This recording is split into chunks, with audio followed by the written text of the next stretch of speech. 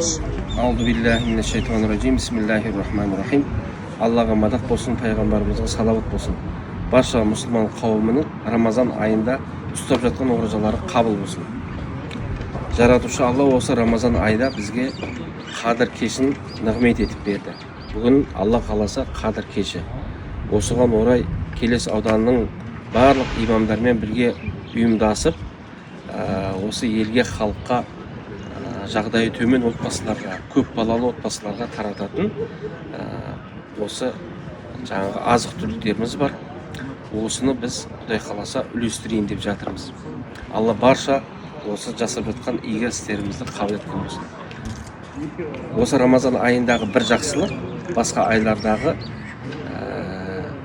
70 жаңағы жақсылықпен тең дейді.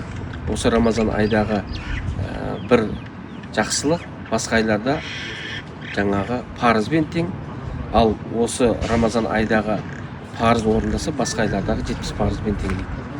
Демек, осындай игі істерді жасап, елдің, халықтың қызметінде болып, жаратушы Алладан көп жарылқау тілеп, бүгінгі игі шараларымызды Алла қабыл етсін, мұратымызды Алла асыл етсін.